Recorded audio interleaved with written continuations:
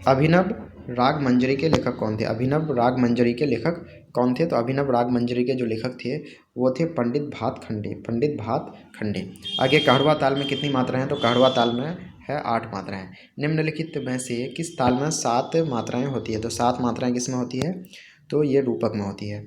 आगे धमार गायकी में कितने ताल का प्रयोग होता है? तो धमार गायकी में जो है वो कितने ताल का प्रयोग होता है? किस ताल का प्रयोग होता है? तो रूपक। ठीक है, ध्यान रखिएगा आप, कौन सा ताल का प्रयोग होता है, सॉरी रूपक नहीं, यहाँ पे जो राइट आंसर हो जाएगा वो हो जाएगा धमार। नाम ही है धमार गायकी, तो कौन सा ताल का प्रयोग होगा? धमार का। अगला, पंडित विष्णु दिगंबर फुलस्कर किस लिए जाने जाते हैं? ठीक है, तो वो जाने जाते हैं संगीत प्रचारक के रूप में, संगीत प्रचारक के रूप में। थाट कितने प्रकार के होते हैं? तो थाट होते हैं 10 प्रकार के। झपताल में कितने विभाग होते हैं? तो झपताल में होते हैं 4 विभाग। ठीक है, आप इसको ध्यान रखेंगे। आगे, निम्नलिखित रागों में से किसमें दोनों मध्यम लगते हैं? निम्नलिखित रागों में से किसमें दोनों मध्यम लगते हैं? तो इसका राइट आंसर होगा डी, यानी कि केदार। स्वरों के उतरने के क्रम को क्या कहते हैं? तो जैसे मैंने बताया अवरोह, वेरी इंपॉर्टेंट क्वेश्चन है, 17-18 में पूछा जा चुका है। और स्वरों के चढ़ते क्रम को क्या कहते हैं? तो उसको कहते हैं आरोह। ठीक है, भीम पलासी का गायन समय, तो ये बार बार रिपीट हो रहा है, क्या हो जाएगा? अपराह। पंडित पन्नालाल घोष कौन सा वाद्य बजाते थे? वेरी इंपॉर्टेंट क्वेश्चन, कौन सा वाद्य बजाते थे? तो बांसुरी बजाते थे। ठीक है, राग यमन का गायन समय क्या है? तो राग यमन का गायन समय है सायंकाल। संपूर्ण जाति में कितने स्वर का प्रयोग होता है? तो संपूर्ण जाति में जो है वो कितने स्वर का प्रयोग होता है? तो यहाँ पे हो जाएगा 7। संपूर्ण जाति में कितने प्रकार के स्वर का प्रयोग होता है? 7। ताल लिपि में चिन्ह ओ से क्या सूचित किया था? तो चिन्ह ओ से सूचित किया था खाली। ठीक है, राग देश किस थाट से उत्पन्न हुआ है? तो राग देश जो हुआ है वो खमाज थाट से उत्पन्न हुआ है। आगे, श्रुति कितने हैं? तो श्रुति कितने हैं? तो option number C right answer होगा, यानी कि 22 श्रुति है। Very important question. चार ताल में कितनी खाली का प्रयोग होता है? तो ऑप्शन नंबर बी, यानी कि 2। ध्रुव पद में कौन सा ताल बजता है? तो ध्रुव पद में बजता है चौताल। ठीक है, अगला जो है, किस राग में ग, नी एवं बाकी शुद्ध स्वर लगते हैं? ठीक है, तो ऑप्शन नंबर ए होगा, यानी कि काफ़ी। ऑप्शन नंबर ए, गनी एवं बाकी शुद्ध स्वर लगते हैं, वो कौन सा? काफ़ी में। ठीक है, अगला क्वेश्चन, उस्ताद बड़े गुलाम अली खां किस विद्या के गायक थे? तो उस्ताद बड़े गुलाम अली खां किस विद्या के गायक थे? तो ऑप्शन नंबर सी, ख्याल एवं ठुमरी जो है विद्या के गायक थे। तो आप इसको ज़रूर ध्यान रखेंगे। ठीक है, पंडित भीमसेन जोशी हैं, तो पंडित भीमसेन जोशी क्या हैं? तो एक गायक हैं। ठीक है, सप्तक कितने प्रकार के होते हैं? तो सप्तक जो है वो कितने प्रकार के होते हैं? 3 प्रकार के होते हैं। ठीक है, 3 ताल का खाली है, 3 ताल का खाली है। तो कितने खाली है इसमें? तो सी, यानी कि 9 खाली है। ठीक है, नाद के कितने प्रकार के होते हैं? तो नाद जो है वो 2 प्रकार के होते हैं। ठीक है, ख्याल में किस ताल का प्रयोग होता है? तो ख्याल में जो है वो 3 ताल का प्रयोग होता है। ठीक है, आप इसको ध्यान रखेंगे। अगला क्वेश्चन देख लेते हैं। अगला क्वेश्चन है, राग हमीर किस थाट के अंतर्गत आता है? तो राग हमीर जो है वो कल्याण थाट के अंतर्गत आता है। ख्याल गायन में किस प्रकार के ताल वाद्य का प्रयोग होता है? तो इसमें होता है तबला वाद्य का प्रयोग होता है। राग भैरव किस थाट से उत्पन्न है? तो राग भैरव जो है वो भैरव थाट से उत्पन्न है, नाम ही है भैरव। राग भैरव का वादी स्वर क्या है? तो राग भैरव का वादी स्वर जो है वो क्या है? धैवत। ठीक है, अगला जो क्वेश्चन है वो है, क्या क्वेश्चन देख लेते हैं, औरब जाति में कितने स्वर व्यवहार होते हैं? तो औरब जाति में जो है कितने स्वर व्यवहार होते हैं? तो इसमें 5 होते हैं। ताल कहड़वा का प्रयोग होता है? तो ताल कहड़वा का प्रयोग होता है सुगम संगीत में, सुगम संगीत में। रूपक ताल में कितनी मात्राएं होती है? तो रूपक ताल में जो है वो 7 मात्राएं होती है। नेक्स्ट जो क्वेश्चन है वो है, राग भैरव का गायन समय क्या है? तो राग भैरव का गायन समय जो है वह है प्रातःकाल। राग भैरव का गायन समय क्या है? प्रातःकाल है। ध्रुव पद में किस ताल का प्रयोग होता है? तो इसमें होता है चौताल का प्रयोग। ठीक है, राग भीम पलासी का संवादी स्वर है, तो इसका संवादी स्वर जो है वो है षडज। ठीक है, ध्रुव पद गायन में किस प्रकार के ताल वाद्य का प्रयोग होता है? तो इसमें होता है पखावज। नेक्स्ट है, भैरव राग की उत्पत्ति किस थाट से हुई है? तो इसका जो है वो भैरव हो जाएगा। ठीक है, अगला जो क्वेश्चन है वो है, राग केदार की उत्पत्ति किस थाट से हुई है? तो राग केदार की उत्पत्ति जो है वो हुई है आपका कल्याण थाट से। ठीक है, विलायत खां क्या बजाते थे? तो विलायत खां, वेरी इंपॉर्टेंट क्वेश्चन है, विलायत खां क्या बजाते थे? तो सितार बजाते थे। ठीक है, पन्नालाल घोष क्या बजाते थे? ये काफ़ी इंपॉर्टेंट क्वेश्चन है, ये तीनों काफ़ी इंपॉर्टेंट क्वेश्चन है। पन्नालाल घोष क्या बजाते थे? तो ऑप्शन नंबर डी, यानी कि बांसुरी बजाते थे। ठीक है, उस पंडित बच्चा मिश्र क्या बजाते थे? पंडित बच्चा मिश्र जो है वो जल तरंग बजाते थे। वेरी इंपॉर्टेंट क्वेश्चन है। अगला क्वेश्चन हम लोग देखते हैं, अगला क्वेश्चन क्या कर रहा है। अगला क्वेश्चन, अकबर के दरबार में नवरत्नों में इनमें से कौन एक थे? वेरी इंपॉर्टेंट क्वेश्चन है, 2018 में पूछा जा चुका है। तो अमीर खुसरो नहीं थे, विलायत खां भी नहीं थे, पंडित देवलाल मिश्र भी नहीं थे, तानसेन थे। ठीक है, अब अकबर के नवरत्नों में से एक थे तानसेन। ठीक है, जो जो गायन का काम करते थे। रविंद्रनाथ ठाकुर का जन्म कहाँ हुआ था? वेरी इंपॉर्टेंट क्वेश्चन, तो ये बंगाल में हुआ था। ठीक है, विश्व कवि भी कहते हैं रविंद्रनाथ ठाकुर को। पंडित विष्णु दिगंबर पलुस्कर एवं पंडित विष्णु नारायण भातखंडे ने संगीत को क्या दिया? तो क्या दिया? स्वर लिपि पद्धति दिया। ठीक है, आगे गंधर्व महाविद्यालय कहाँ है? वेरी इंपॉर्टेंट क्वेश्चन, कहाँ पे है? लाहौर में। ठीक है, लाहौर पाकिस्तान में है। लय के कितने प्रकार के होते हैं? तो ऑप्शन नंबर बी यानी कि 3 प्रकार के होते हैं। संगीत में समय नापने को क्या कहते हैं? वेरी इंपॉर्टेंट क्वेश्चन, संगीत में समय नापने को कहते हैं मात्रा। चलिए नेक्स्ट क्वेश्चन की ओर बढ़ते हैं। नेक्स्ट क्वेश्चन है मात्राओं के अलग अलग संचयन को क्या कहते हैं? तो मात्राओं के अलग अलग संचयन को कहते हैं ताल। जिस मात्रा से कोई ताल आरंभ हो वह है, तो कौन है वो? तो सम है। ठीक है, पद रचनाओं के सस्वर गायन को कहते हैं, तो क्या कहते हैं? गीत कहते हैं। गीत के कितने प्रकार के होते हैं? तो गीत जो है वो 2 प्रकार के होते हैं। ठीक है, प्रेम मार्ग किसका भेद है? प्रेम मार्ग जो है वो किसका भेद है? तो गीत का भेद है। धमार क्या है? तो गायन शैली, अंतरा संचारी कोई नहीं, तो क्या है? गायन शैली है धमार। अगला जो क्वेश्चन है वो है धमार किस काल की देन है? तो किस काल की देन है? तो मध्यकाल की देन है धमार। धमार कितने मात्रे का होता है? तो धमार जो है वो 14 मात्रे का होता है। वेरी इंपॉर्टेंट क्वेश्चन, 2018 में ये क्वेश्चन पूछा जा चुका है। ध्रुवपद आज क्या कहलाता है? ध्रुवपद आज जो है ध्रुव नहीं कहलाता, ध्रुवपद कहलाता है। Option number B right answer होगा। किस रचना में राग का पूरा लक्षण वर्णित हो? जिस रचना में राग का पूरा लक्षण वर्णित हो वह है, तो क्या है? लक्षण गीत है। आगे गुलाम नबी शोरी ने किस गायन शैली को जन्म दिया? वेरी इंपॉर्टेंट क्वेश्चन, टप्पा को। ठीक है, जिस गीत में 3 अंग हो वह कहलाता है, तो 3 अंग तो त्रिवट कहलाता है। क्या कहलाएगा? ऑप्शन 3 मतलब 3।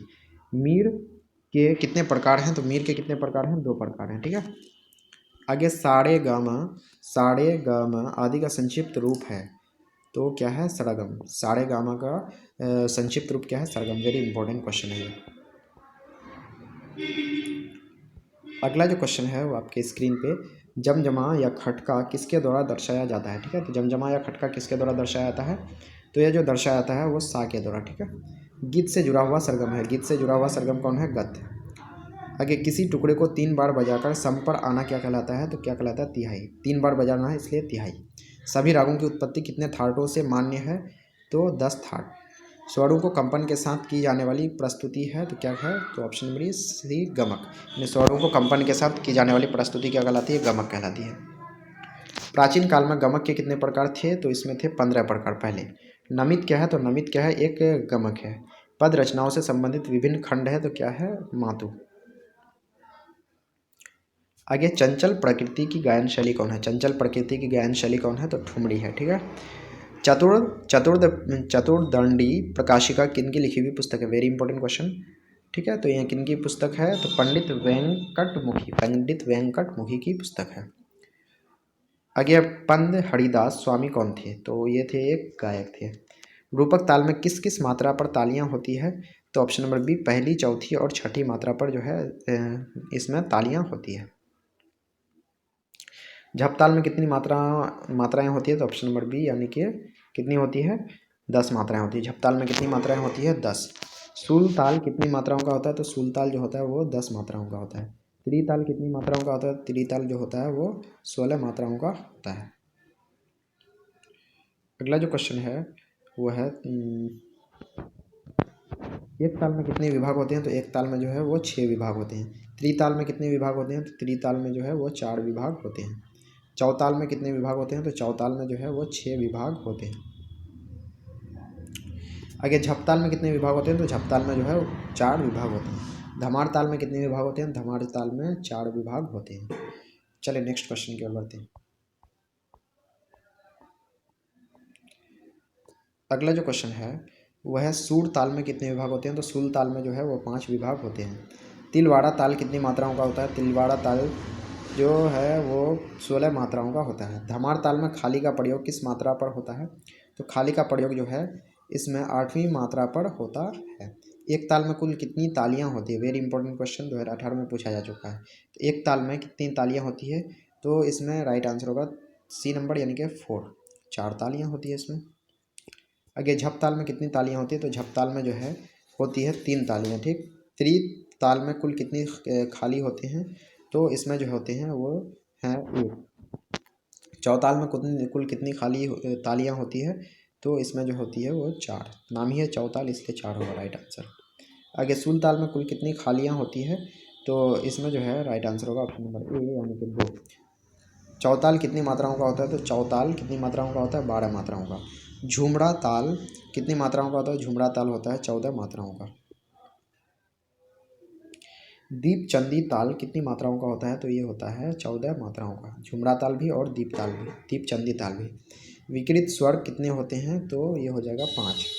राग विहाग का गायन समय क्या है, तो राग विहाग का गायन समय जो है वो रात्रि का प्रथम पहाड़ है। ठीक है, अगला जो क्वेश्चन है, राग देश का गायन समय है, राग देश का गायन समय है, तो ऑप्शन नंबर सी राग रात्रि का दूसरा पहाड़। राग यमन किस ठाट से उत्पन्न है, तो 2018 में पूछा जा चुका है, यह है कल्याण। राग यमन जो है किस ठाट से उत्पन्न है, कल्याण। राग बिहाग किस ठाट से उत्पन्न है, तो राग बिहाग जो है वो बिलावल ठाट से उत्पन्न है। आगे राग भैरव किस ठाट से उत्पन्न है, तो ऑप्शन नंबर सी यानी कि भैरव। ये रिपीट हो चुका है फिर क्वेश्चन। अलहिया बिलावल किस ठाट से उत्पन्न हो राग है, तो अलहिया बिलावल जो है वह बिलावल ठाट से उत्पन्न है। राग देश किस ठाट से उत्पन्न है, तो राग देश जो है वह खमास ठाट से उत्पन्न है।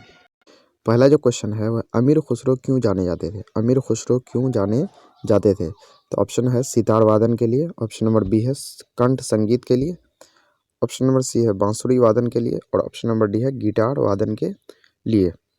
तो अमीर खुसरो जो है वो जाने जाते हैं सितार वादन के लिए, यानी option number A right answer होगा। नेक्स्ट है राग भीम पलासी किस थाट से उत्पन्न है, राग भीम पलासी किस थाट से उत्पन्न है, तो इसका जो राइट आंसर होगा ऑप्शन नंबर सी यानी काफ़ी से। अगर राग बागेश्वरी किस थाट से उत्पन्न राग है, तो राग बागेश्वरी जो है वह है काफ़ी से। अगला जो है राग विहाग, राग विहाग का वादी स्वर कौन सा है, तो राग विहाग का जो वादी स्वर है वो है गौ। राग विहाग का संवादी स्वर कौन सा है, तो राग विहाग का संवादी स्वर है ऑप्शन नंबर सी यानी कि नी। आगे है राग कल्याण यानी यमन का वादी स्वर है, तो राग कल्याण यानी यमन का वादी स्वर है गौ।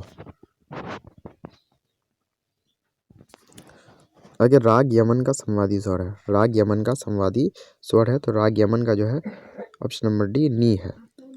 राग भैरव का वादी स्वर है, तो राग भैरव का वादी स्वर है ध।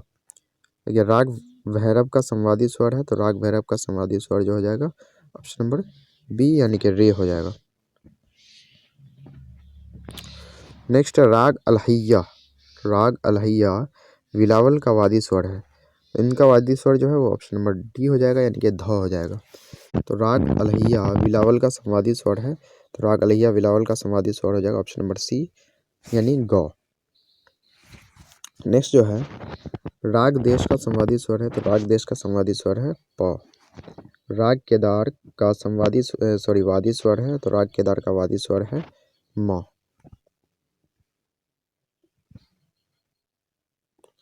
अगला राग भीम प्लासी का संवादी स्वर है, राग भीम प्लासी का संवादी स्वर है तो सा है। राग भीम प्लासी का वादी स्वर है, तो वादी स्वर जो हो जाएगा वो म हो जाएगा। राग केदार का संवादी स्वर है, तो राग केदार का जो संवादी स्वर होगा वो होगा सा, ऑप्शन नंबर सी यानी कि क्या हो जाएगा सा हो जाएगा। आगे राग भीम प्लासी की जाती है, राग भीम प्लासी की जाती है तो हो जाएगा औड़ब संपूर्ण, औड़ब संपूर्ण। आगे साड़ब संपूर्ण में कितने स्वर लगते हैं, तो इनमें लगते हैं 13। राग कामोद का वादी स्वर है, तो राग कामोद का वादी स्वर हो जाएगा ऑप्शन नंबर सी यानी प। अगला जो है राग विहाग की जाती है, तो राग विहाग की जाती क्या है औड़ब संपूर्ण, जैसा कि अभी हम लोगों ने देखा।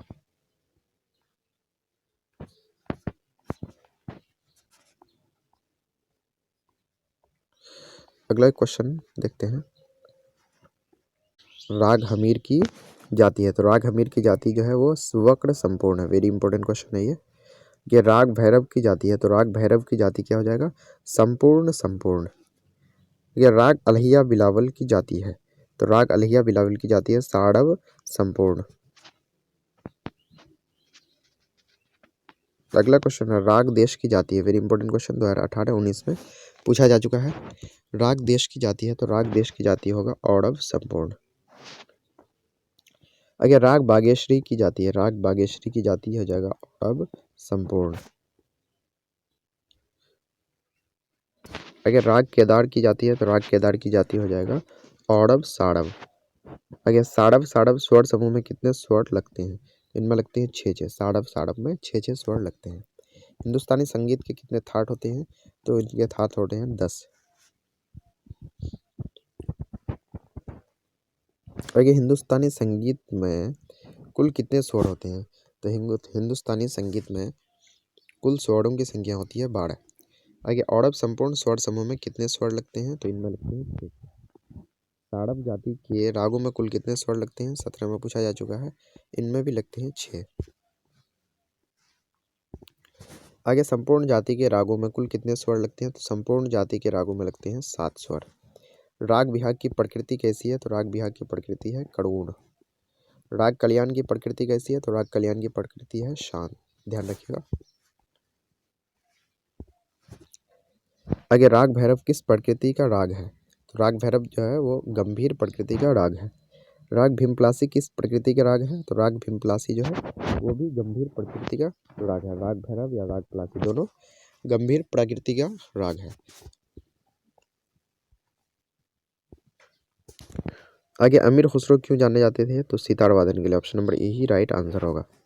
अमीर खुसरो का जन्म, वेरी इंपॉर्टेंट क्वेश्चन, अमीर खुसरो का जन्म कब हुआ? तो अमीर खुसरो का जन्म हुआ 1253 ईस्वी में। आगे सेहतार नाम किनका दिया हुआ? सेहतार नाम किनका दिया हुआ? Very important question. तो ये नाम दिया हुआ अमीर खुसरो का। सेहतार जो है नाम किनका दिया हुआ? अमीर खुसरो का। तानसेन का जन्म कब हुआ? Very important question. तानसेन का जन्म हुआ था 1532 ईस्वी में। 1532 ईस्वी में।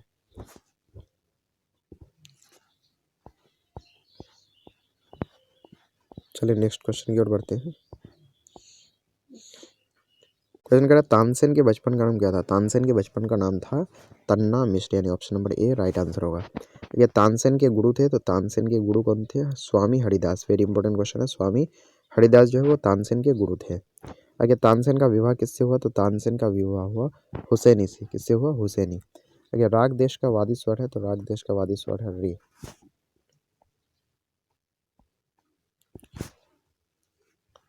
आगे जो है वेरी इंपॉर्टेंट क्वेश्चन, फैयाज खां विशेष रूप से क्या गाते थे? फैयाज खां विशेष रूप से गाते थे ध्रुवपद।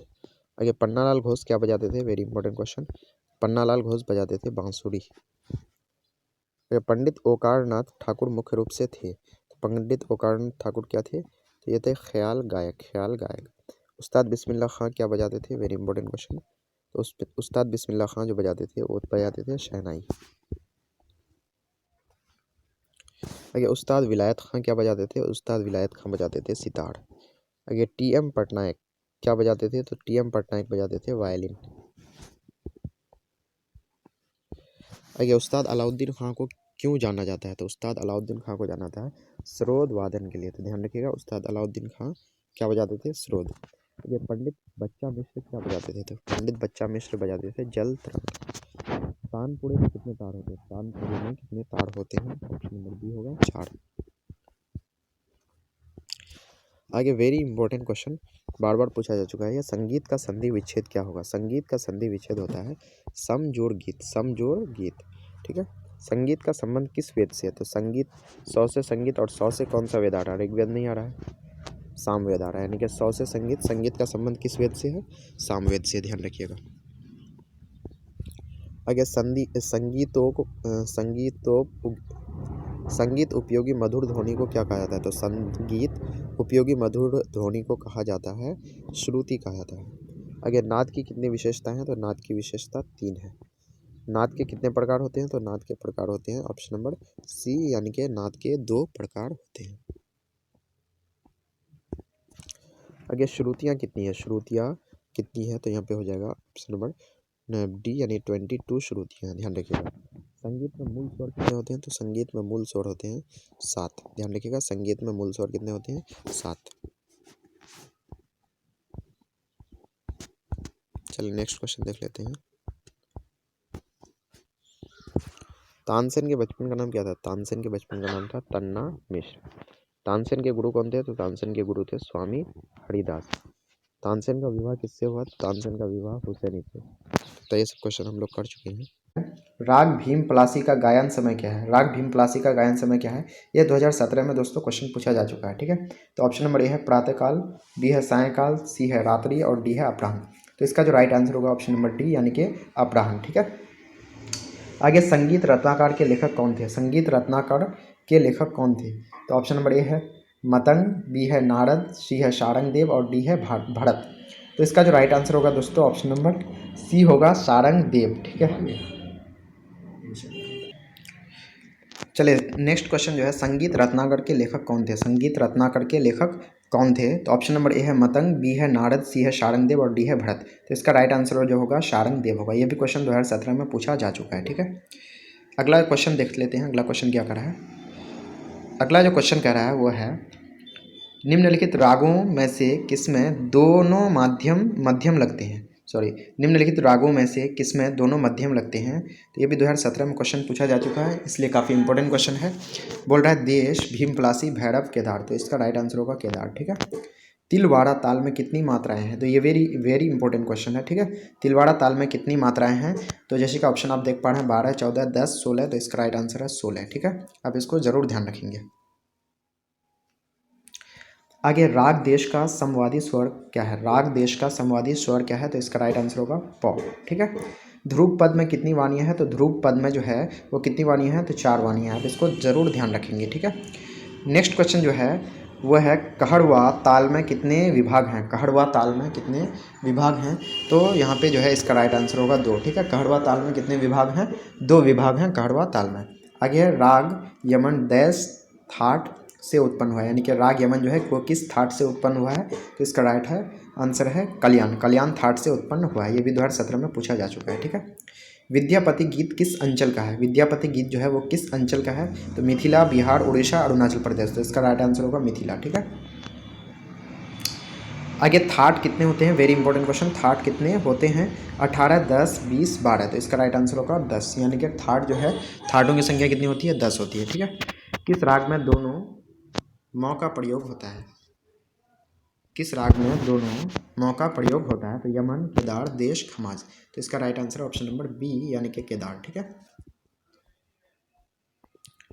नेक्स्ट है किस राग में रे एवं ध स्वर कोमल लगते हैं? तो इसका राइट आंसर होगा भैरव। ठीक है, भरत मुनि की रचना है। Very important question. भरत मुनि की रचना है ताल लिपि, नाट्य शास्त्र, स्वर लिपि, भजनावली। तो इसका राइट आंसर होगा ऑप्शन नंबर बी यानी कि नाट्य शास्त्र। नेक्स्ट क्वेश्चन जो है वो है 4 ताल में कितनी तालियां होती है? तो नाम ही है 4 ताल, यानी कि 4 ताल नाम ही है 4 ताल में कितनी तालियां होंगी? 4 होंगी। ठीक है, ताल में 2 चिन्ह का क्या मतलब होता है? Very important question.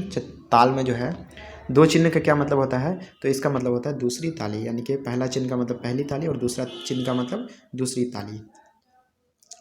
एक सप्तक में कितने स्वर होते हैं? Very important question. एक सप्तक में कितने स्वर होते हैं? तो नाम ही है सप्तक। सप्तक में कितना होगा? 7 होगा। तो नाम से ही इसमें आंसर पहुंच सकते हैं हम लोग।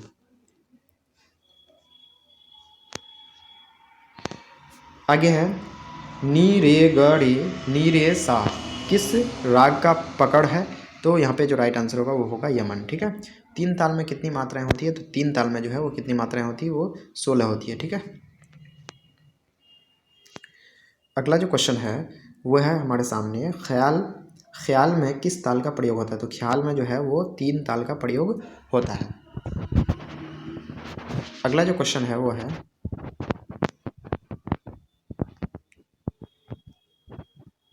अगर राग भैरव का गायन समय क्या है? तो राग भैरव का जो है गायन समय क्या है? प्रातःकाल है। अब ध्यान रखिएगा प्रातःकाल। जाति कितनी होती है? तो जाति जो होती है वो होती है 3। ध्यान रखिएगा। उस्ताद जाकिर हुसैन कौन सा वाद्य बजाते हैं? Very important question. उस्ताद जाकिर हुसैन जो है वो कौन सा वाद्य बजाते हैं? तो इसका जो राइट आंसर होगा वो तबला वादक थे, यानी कि उस्ताद जाकिर हुसैन। ठीक है, नेक्स्ट है राग यमन का वादी स्वर क्या है? राग यमन का वादी स्वर क्या है? तो इसका राइट आंसर हो जाएगा ऑप्शन नंबर ए यानी कि ग। सप्तक कितने प्रकार के होते हैं? तो सप्तक कितने प्रकार के होते हैं? 3 प्रकार के होते हैं। ठीक है, संगीत में मुख्यतः कितनी पद्धतियाँ पाई जाती है? तो संगीत में जो है वो 2 पद्धतियाँ पाई जाती है। चलिए नेक्स्ट क्वेश्चन की ओर बढ़ते हैं। नेक्स्ट क्वेश्चन है नियमानुसार स्वरों के चलन को क्या कहते हैं? नियमानुसार स्वरों के चलन को क्या कहते हैं? तो अलंकार कहते हैं। नेक्स्ट है निम्न में से किस राग में तीव्र में का प्रयोग होता है? तो इसमें जो है राइट आंसर होगा यमन। ठीक है, राग भूपाली किस घाट का राग है? तो ऑप्शन नंबर ए यानी कि कल्याण। आगे जो काफ़ी इंपॉर्टेंट क्वेश्चन है यह है पंडित रविशंकर। पंडित रविशंकर किस वाद्य यंत्र के लिए प्रसिद्ध हैं? तो ये है सितार के लिए, ठीक है। और उस्ताद जाकिर हुसैन वो है तबला। राग देश का वादी स्वर क्या है? तो राग देश का वादी स्वर है रे, ठीक है। पंचम स्वर किसे कहते हैं? तो पंचम स्वर जो है वो पौ को कहते हैं, ठीक है। पौ से पंचम यानी पौ को कहते हैं पंचम स्वर। अगला जो क्वेश्चन है वो है राग में लगने वाला मुख्य स्वर कहलाता है। राग में लगने वाला मुख्य स्वर कहलाता है, तो ऑप्शन नंबर ए यानी कि वादी कहलाता है। आगे राग भैरव में कोमल स्वर प्रयुक्त होते हैं। राग भैरव में कोमल स्वर प्रयुक्त होते हैं, तो ऑप्शन नंबर सी रे ध इसका राइट आंसर होगा।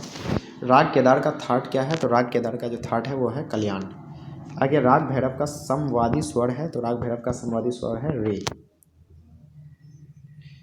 अगला क्वेश्चन आपके सामने है राग देश का वादी स्वर है। राग देश का वादी स्वर है, तो option number D right answer होगा यानी कि रे।